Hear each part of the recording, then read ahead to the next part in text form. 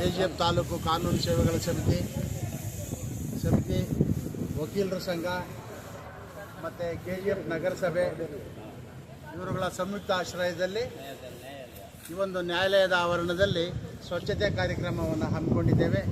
ಈ ಸ್ವಚ್ಛತೆ ಜನರ ಒಂದು ಆರೋಗ್ಯಕ್ಕೆ ತುಂಬ ಒಳ್ಳೆಯದು. ಕಾರಣ ಏನು ಅಂತಂದರೆ ನಾವು ಎಷ್ಟು ಸ್ವಚ್ಛವಾಗಿರ್ತೀವೋ ನಾವು ಅಷ್ಟು ಆರೋಗ್ಯವಾಗಿರ್ತೀವಿ. ಈ ಒಂದು ಹಿನ್ನೆಲೆಯಲ್ಲಿ ನ್ಯಾಯಾಲಯದ ಆವರಣದಲ್ಲಿ ಇವತ್ತು ನಾವೆಲ್ಲ ಸಹ ಈ ಒಂದು ಕಾರ್ಯಕ್ರಮದಲ್ಲಿ ಗೌರವಾನ್ವಿತ ಎಲ್ಲ ಕೆಜಿಎಫ್ ನ್ಯಾಯಾಲಯಗಳ ನ್ಯಾಯಾಧೀಶರು, ಪೌರಾಯುಕ್ತ ಶ್ರೀಧರ್ ಅವರು ಮತ್ತು ಎಲ್ಲ ನಮ್ಮ ವಕೀಲ ಮಿತ್ರರು, ವಕೀಲರ ಸಂಘದ ಎಲ್ಲ ಪದಾಧಿಕಾರಿಗಳು ಮತ್ತು ಪೌರ ಕಾರ್ಮಿಕರು ಎಲ್ಲರೂ ಸಹ ಈ ಕಾರ್ಯಕ್ರಮದಲ್ಲಿ ಪಾಲ್ಗೊಂಡು ಕೆಜಿಎಫ್ ನ್ಯಾಯಾಲಯದಲ್ಲಿ ಎಲ್ಲ ಆವರಣದಲ್ಲಿ ಎಲ್ಲನೂ ಸ್ವಚ್ಛತೆಯನ್ನು ಮಾಡ್ತಾ ಇದ್ದಾರೆ. ಈ ಒಂದು ಸ್ವಚ್ಛ ಭಾರತ್ ಅಂತ ಸೆಂಟ್ರಲ್ ಗೌರ್ಮೆಂಟು ಈ ಒಂದು ವಿಚಾರವನ್ನು ಜಾರಿಗೆ ತಂದಿದೆ.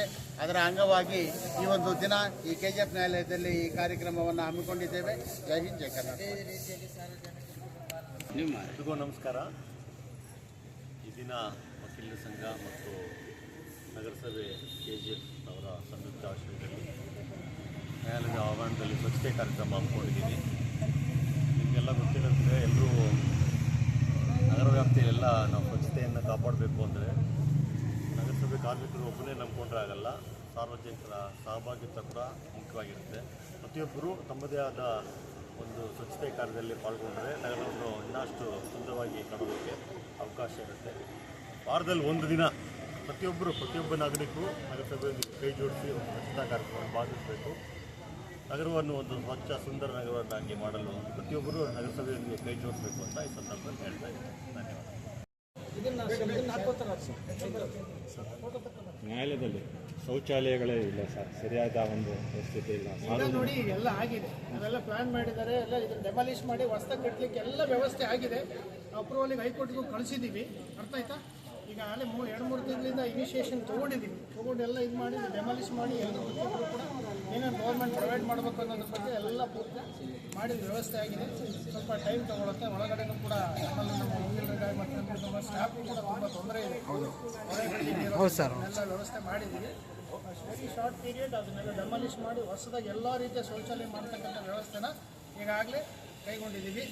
ಹೈಕೋರ್ಟಿಂದ ಅಪ್ರೂವಲ್ ಬಂದ ಕೂಡಲೇ, ಸ್ಯಾಂಕ್ಷನ್ ಆದ ಕೂಡಲೇ ಕೆಲಸ ಸ್ಟಾರ್ಟ್ ಆಗ್ತದೆ. ಆಮೇಲೆ ಇಲ್ಲೂ ಕೂಡ ಮಕ್ಕಳ ಇದಕ್ಕೋಸ್ಕರ ಈ ಫೀಲ್ಡಿಂಗ್ ಇದ್ದೆಲ್ಲ ಬಿಲ್ಡಿಂಗ್ ಕಟ್ಟಲಿಕ್ಕೆ ಕನ್ಸ್ಟ್ರಕ್ಷನ್ ಮಾಡಲಿಕ್ಕೆ ಕೂಡ ಎಲ್ಲ ಆಗಿದೆ. Okay sir. ಪ್ಲಾನ್ ಅಪ್ರೂವಲ್ ಆಗಿದೆ ಆಗುತ್ತೆ.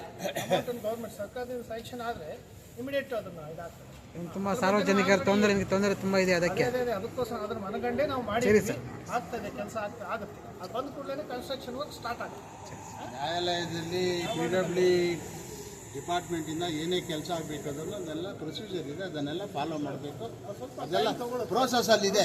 ಸಾಹೇಬ್ರು ಹೇಳ್ದಂಗೆ ಎಲ್ಲ ಪ್ರೋಸೆಸ್ ಇದೆ. ಹತ್ರದಲ್ಲಿ ಅದನ್ನು ಡೆಮಾಲಿಷನ್ ಮಾಡ್ತಾರೆ. ಹೊಸ ಹೈಜೆನಿಕ್ ಆಗಿ ಕಟ್ಟಡ ಆಗುತ್ತೆ. ಸರಿ ಎಲ್ಲ ಆಗಿದೆ. ನಾವು ಇನ್ಸ್ಪೆಕ್ಷನ್ ಮಾಡಿದ್ದೀವಿ, ಎಲ್ಲರೂ ರೆಡಿ ಇದೆ.